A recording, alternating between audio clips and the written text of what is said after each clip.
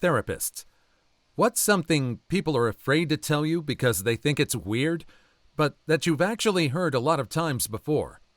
Story 1.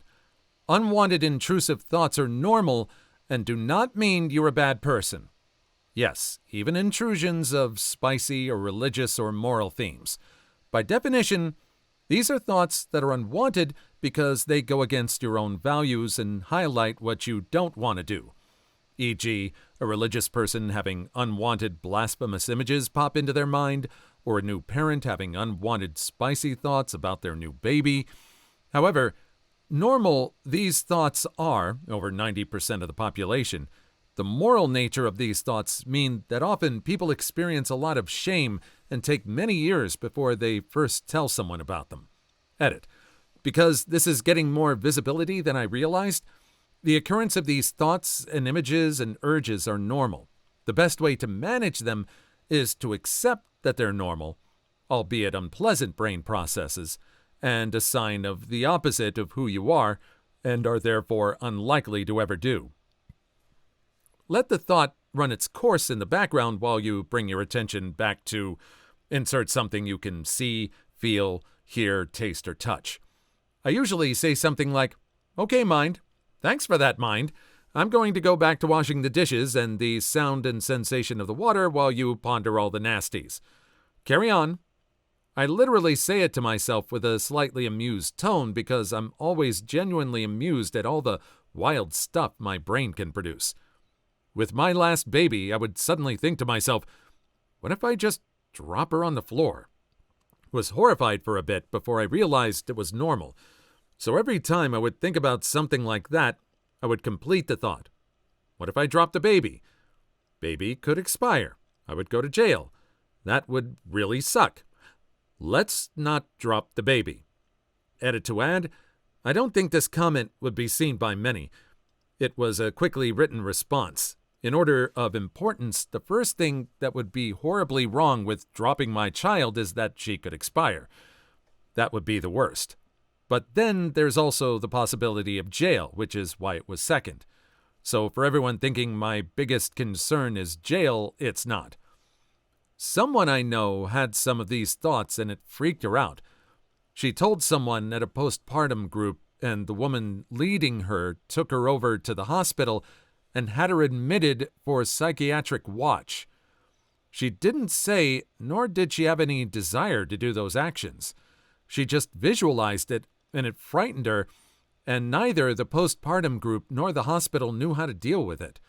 They kept her for 3 days before transferring her to a facility where it took another 2 days to finally see someone who was qualified to talk about mental health, and they were somewhat appalled by the whole scenario.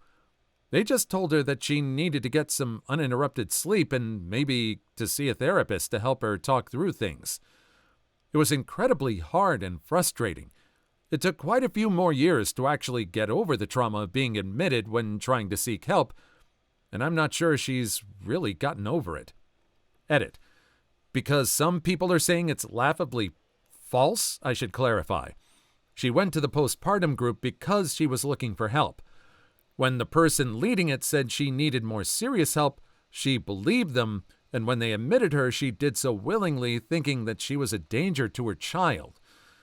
That is why I commented originally, because people around her thought that intrusive thoughts were bad and validated her own fears. It's really common for people with OCD to experience postpartum in form of continual intrusive thoughts of harm to the baby. I'm so glad somebody told me this. I knew that if I had no desire to do these things, I was not in danger to the baby. I told no one. I must have visualized that baby expiring 30,000 times of different causes in 4 months. It was so depressing. Baby is 6 years old now. Very bright and talented and attractive and funny, and didn't choke or fall or get crushed or dropped or smothered or burned or drowned or mutilated. I'm so glad I wasn't misperceiving that as how I wanted to unalive my baby. I would have jumped off a bridge. Tell a friend. The difference is, do you find this thought attractive or sad? If sad, congrats. You're just going to suffer for a while. but you don't need to hand your child to CPS. Intrusive thoughts are kind of interesting as an idea, and I think one of the things I was taught growing up, is the idea of when someone says, don't think of a pink elephant. What's the first thing you think of? A pink elephant. But then you train yourself to think of something else, like a right after it. Okay, and a pink elephant comes into your mind, you're trained to think of a blue pig. Every time you think of a pink elephant, think of a blue pig. So you kind of get distracted. Kind of like what they were talking about when you try to focus back on something that you can see or feel that you're doing. Story 2. Another great example for this from my experience is that I'm a late 20s male teacher and spent a couple of years substituting at the high school level until settling down in a middle school. In the beginning, it was absolutely horrifying to me that there were some students who were undeniably very attractive. I thought I was a monster and hadn't realized it until now, but my therapist just asked, well, if you had the chance to have intimacy with any of them, knowing it was consensual and you never get caught, would you do it? Then before I could answer, he said, don't even worry about answering that out loud. Just ask yourself. If the answer is yes, we should talk about this topic more. If the answer is no, then you're absolutely 100% normal. Basically, he explained to me that it was a textbook intrusive thought because I could become intimately aroused by the appearance, but at the same time absolutely disgusted when even imagining actually engaging. He said it's important to be honest with myself and make sure my answer would be the same if it were a 0% chance I'd ever get caught and the other party was consensually enjoying, i.e., not physical violation. Still, to this day, that helped me a lot because I have not even a sliver of doubt that I would never in a million years follow through with that arousal. But a junior or senior in yoga pants and a crop top can still potentially lead to natural arousal. Thank you for writing this. I've struggled a lot with similar thoughts that I felt too much shame to even think about, and it made me feel better when I realized that my answer to the equivalent question also would be no. Thank you so much for saying this. I struggled with this. Specifically, I had massive anxiety around gore and violence when I was 14, and seeing any, whether it was real or fake, or even implied, like an off-screen unaliving in a movie, my brain would come up with the most awful and horrendous and vile images of things, including people I knew. The whole spectrum of my problem is deeper than what I'll go into and more complicated than what I'll say. I genuinely thought I was going fracking crazy. Thought I was going to end up on horrible meds or locked up for thinking like this, even though I didn't want to think like this. I hated these thoughts. I couldn't look at normal everyday objects without somehow linking them to awful, murderous, or graphic scenes. I eventually got CBT therapy for this, as it was completely ruining my life, but one of the absolute biggest bits of relief I have ever had was being told that intrusive thoughts were extremely common, and that I wasn't a lunatic in the making. It was extremely difficult to admit some of the more graphic and upsetting things I was thinking, but deity damn, once I did, and it wasn't met with disgust, and I was told that lots of people get these thoughts, I was so happy. Again, reading your comment has reminded me of how common it really is and reaffirmed me that I wasn't and am still not that weird for it. Thank you. I think in this one, if you're doing a lot of these very intrusive, violent thoughts, you think that some people that deal with it just end up making movies about them? I think that's where a lot of these... I mean, what? Didn't the new Saw movie just come out? I think there's quite a lot of intrusive thoughts that people end up making money off of, and they don't end up harming anybody. So there's that to think about. Story 3. The amount of people I see who feel like they should be grieving a certain way and are afraid that they must not have loved someone or must not have cared. People grieve in all sorts of ways. The 5 stages of grief are hogwash. I was consulting with another clinician who was seeing a couple whose daughter had passed away. The wife was convinced that the husband must not have cared about her because he wasn't grieving out loud. In reality, while she had been going to support groups and outwardly expressing, he had been continuing to work in a garden that he and his daughter had kept when she was alive, using that time to process and grieve as he did. Both were perfectly fine ways of grieving. However, it's expected that one's grief is more than the other. They both ended up working it out, however. He drove her and others to their weekly support group, her attempting to work in the garden with him on the condition that they didn't talk. Really sweet. To that same extent, the amount of people who are unaware of their own emotions and emotional processing is astounding. So many people feel only angry or happy and worry something might be wrong with them otherwise. Normalizing the whole gamut is just as important. Recognizing what we're feeling as well as what it feels like in our own body when we're feeling is incredibly helpful for understanding how we process and feel. As a whole, how we treat emotions as a society is kind of fracked. Thanks for coming to my TED Talk. Edit. Gamut, not gambit. My mom yelled at me once for not even caring when my dad left. I turned around, walked out of the house, and it has impacted our relationship to this day. In reality, I was doing my damnedest to hold everything together, as in helping with the household needs, supporting her and my sister, and doing a lot of internal work. Just because I'm not very expressive doesn't mean that I don't have feelings or that I'm not processing. I feel that last time I broke in front of my family, I was explaining how I felt like I was responsible for holding the family together and how they all vent to me and rely on me, but nobody helps me, but all they said was, "Well, you didn't look sad." Like, yeah, I couldn't cry on the couch for a week because someone around here needed to keep taking Dad to rehab or get him out of jail or get Mom's medicine or help my brother through school and life or help them grieve or just keep the chores getting done around the house while they just collapsed. I'm doing better now and have found some supportive friends, and I know they care, but it's hard for me to really believe it enough to actually grieve or feel bad about things. Has anybody ever had someone close pass away and wonder why they weren't going through the 5 stages of grief? I had a parent pass away when I was younger, and I wasn't keeping track of it. Oh, I'm in this stage now, or I'm in this stage now. That just doesn't work that way. I just kind of dealt with it the way I dealt with it. Story 4. Usually, it's intimacy related. Shame about their desires or kinks is common. Gender questioning is another. Some people are ashamed of things they did in childhood or adolescence. Haven't ever told anyone and think the team will be horrified. We have heard everything. Everything. I'm always compassionate and always understand why we do the things we do. I've yet to have anyone bring something I can't get. What would you consider a healthy way to deal with past actions we're ashamed of? Seek to understand why.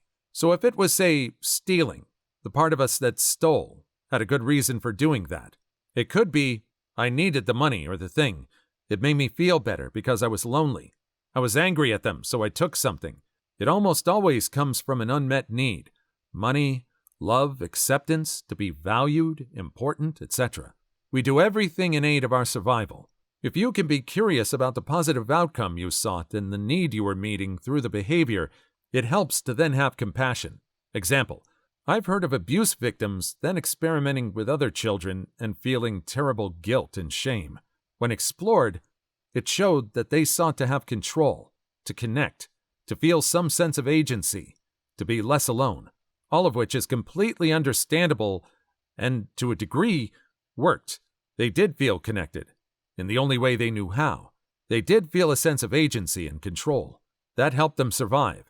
They weren't trying to cause harm to another child, only to be less alone with their pain. This behavior had not continued into adulthood, and they were seeking peace. Knowing this helped them care for the child in them who had suffered so much, to let go of the guilt and shame and start to live more. They sought to learn how to play, how to have fun, how to connect in new and different ways. They helped other people in recovering from abuse. Shame seeks to isolate us. and healing only happens after we come out of isolation. Story 5. Clients become quite fearful of admitting that they weren't successful since the last time they had a session. This could include not succeeding in using a coping skill that they're learning about, or not being able to complete a homework assignment I gave them. Humans aren't robots, and therapy is a lot of work. That being said, I don't expect people to be perfect as they start to work on themselves in a positive way. It takes time to really commit to change, especially in relation to trauma or conflicted views that an individual holds. I feel as if the client doesn't want to let me down as their therapist, but these failure events are just as important to talk about as successful moments. I had to learn this lesson as a client. I suffer with ADHD and struggled immensely with starting and completing my graduate work when I was getting my master's, to the point of sometimes making no progress and not completing any work and putting my student status in jeopardy. My therapist had an idea for me to text him at the end of each day to let him know what I had gotten done, as a way of holding myself accountable to someone else. However, I struggled to even do that, and after 2 days, stopped texting him because I still wasn't completing any work and was too embarrassed to tell him. When I came in for my session the following week, I very clearly looked embarrassed and couldn't properly look him in the eye. He said, "Dude, you're coming in here looking like you just unalived someone or something. It's okay. You're going to make progress, and it's okay if you're not successful at first. It's all a part of learning to improve. You don't need to be scared or embarrassed if you don't succeed the first time. If you don't complete any work, just tell me. I'm not going to be mad at you. I'm here to encourage you and help you manage yourself better." It really helped to hear that, because I put so much pressure on myself even though my ability to do things normally is compromised. I still see the same therapist. He's great and has helped me improve a lot since then. Story 6. Psychologist here. Basically anything having to do with intimacy. There's so much shame. Intimate abuse, intimate fantasies and fetishes, erectile dysfunction, infidelity, becoming intimately assertive. I've been told that I have a good psychologist face. I try not to have a strong reaction to normalize the discussion. With adolescents, they're extremely anxious to tell me if they've relapsed or aren't doing well. They cut one night, or they were self-unaliving. They're having a lot of negative self-talk or panic attacks. They'll come in pretending everything is okay. It's usually in the last 10 to 15 minutes that they'll say something. They'll reveal that they worried they'd let me down, that I'd be disappointed in them. It usually turns into a discussion about policing other people's feelings and tolerating emotions. I explain that I care about their well-being, and it's my job to monitor my emotions and reactions, not their role. Those last 15 minutes of a session are when I spew out all the best stuff to my therapist. And then I feel a negative emotion that I brought it up at the end and can't finish talking about it. I always feel like I've wasted her time, or I'm taking up too much time or space because I've always got so much to say, and I always go over by like 5 minutes.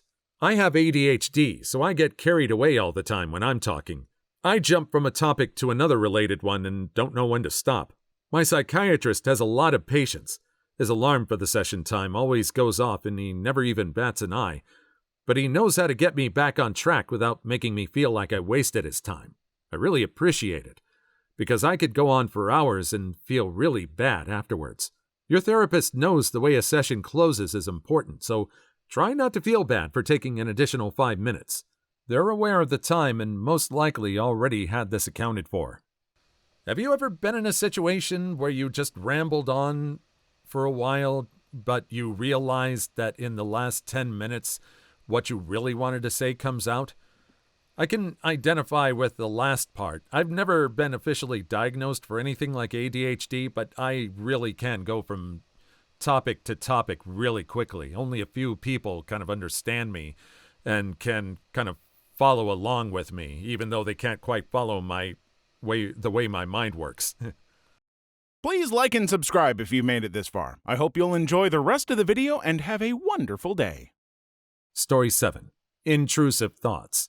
Nearly everyone has thoughts about pushing the old lady onto the subway train, swerving into opposing traffic, or stabbing their loved one in the stomach while cooking dinner with them.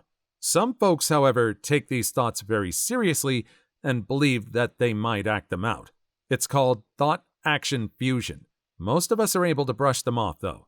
I felt so ashamed to talk about my intrusive thoughts that got extremely upsetting right after I had my son. Gosh, they were horrible. I thought I was the worst mother ever. Medication really helped, and also just time. The first few months postpartum were so hard. I really wish it was more normal for moms to just automatically have at least 1 or 2 scheduled therapy sessions postpartum, just like you have a scheduled follow-up with your OB. If you're worrying about being a good mother, then you are probably a fantastic mother. If you're concerned, if you worry about how they might end up or how they're feeling or if they're hungry or cold, you're probably a great parent overall, and your kids are lucky to have you. If you mess up and then feel bad and apologize and try to make things right, you're probably a great parent. Worrying that you're a bad parent is a really good sign that you might be a great parent. Story 8. A common one in the time I was a therapist was simply, I don't know. You'd be surprised how reluctant people are to admit they don't know why they're feeling how they are. But that's exactly why I'm not a therapist anymore, sat with me, so we can figure out why together. It always puts me in mind of a line from America by Simon and Garfunkel. Kathy, I'm lost, I said, though I knew she was sleeping. I'm empty and aching, and I don't know why. That Simon and Garfunkel line is one of my favorites ever. It's so full of emotion. It's beautiful and sad. I told my therapist I didn't know how to answer her question. She got angry at me, which made me feel even worse. Edit to add, it's alarming how many people have replied with the same experience. I hope everyone is doing the best they can. I did stop attending therapy after a few sessions. The first few times were great, but about the third session I realized I hated her more than I hated myself. I haven't been back since. Story 9. I'd say a common one is believing that there's something innately, irreparably wrong with them that makes them unable to ever truly fit in. For a lot of people, it's such a deeply ingrained belief that it can be extremely painful to acknowledge or express, regardless of the level of personal success in their lives. The worst is knowing beyond doubt that you're holding a false belief about yourself and yet not being able to change it. I've spent long enough in therapy trying to figure out what's wrong with me to know that there's no there, but the ingrained pattern of thinking doesn't go away. I get exactly what you mean, dude. I've got several close friends, people who have objectively gone out of their way to find ways to hang out with me and include me in things, and yet no matter how hard I try, I still can't shake the idea that it's all this elaborate ruse. I know it's ridiculous and not true, but it's still there all the same. 100 times this for me. I'm in a friend group chat, but I'm convinced they have another group chat that just doesn't include me. It's a silly thought, and there's no reason for them to do that, but I can't help thinking that it exists. Story 10. That they do not know what they enjoy doing. Often, they have people in their life, including therapists, say, try to do something fun today, or ask, what do you like to do when you have free time? Many people I work with do not know what those are. Once I explain that I dislike these statements in questions because they assume people should know the answer and that many people don't, I can watch as they relax, take a deep breath, and say something to the effect of, oh my, that's so good to hear. I have no idea what I like to do. That's part of the problem. More often than not, they feel like they should know and that everyone else their age has it figured out. They're embarrassed to say that they don't know when in fact not knowing is very common. I couldn't even try to count how many clients I've had this conversation with. That's me. Someone at work once asked me what I do on the weekend, and I didn't know any answer. I just shut down, not knowing how to spend in a meaningful way, as in not regretting it later. That makes me feel better, actually. I've lost all interests besides one music artist. Glad to hear it helped. No, it's not just you. I've had this conversation with people in their teens through clients in their 70s. Story 11. OCD gets misunderstood a lot. It's not just having a clean house or liking things to be organized. Common intrusive thoughts can include violent thoughts of harming children and other loved ones, intrusive thoughts of violating children, fear of being a serial unaliver, etc. My clients can feel a lot of shame when discussing the thoughts or worry I will hospitalize them. Edit. Thanks for the awards, kind internet strangers. Here are a couple quick resources for people who have or think they may have OCD. International OCD Foundation website, www.iocdf.org. The book Freedom from OCD by Jonathan Grayson. The YouTube channel OCD3. The app No CD. Mine were intrusive thoughts about bad things happening to my pets and children, and I would obsess over them. Then it became, if I don't say out loud that I'm thinking this bad thing could happen, like a child choking on a cracker while with their grandparents, then it will definitely happen. That spiraled into checking and rechecking 7 to 8 times the freezer every time I opened it to make sure a child or cat hadn't gotten in there without me seeing somehow. Totally irrational, but my brain told me if I didn't check, it would have happened and been all my fault. Then the same thing started happening with the door and window locks, the dryer, the washer. Nothing was off limits with my brain. It was wild. I ended up working through it on my own by reading a lot of what helped other people, but it was totally out of control and took over my whole life at one point. Story 12. That they don't like their family members, are angry, want to stop communication with their parents, etc. I work in a country which is more culturally collectivist, so not wanting to do anything with your parents makes you a jerkwad in the current cultural sense. We deal with this almost on a daily basis. There is deep and profound shame in this, and when we find that line of, oh, it might be that your parents are toxic to your mental well-being and trigger your trauma, many of my clients actually get visibly angry with me.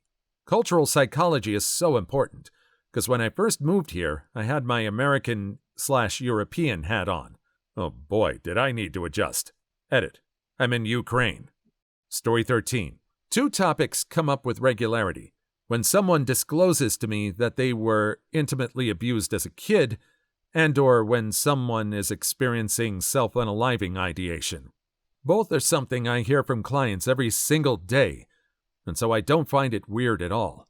But when I have someone in front of me who's talking about it for the first time, I know it's important to validate the fact that even though I might be talking about this for like the 5th time that day, they have never talked about this ever, and are in need of gentle care to feel safe.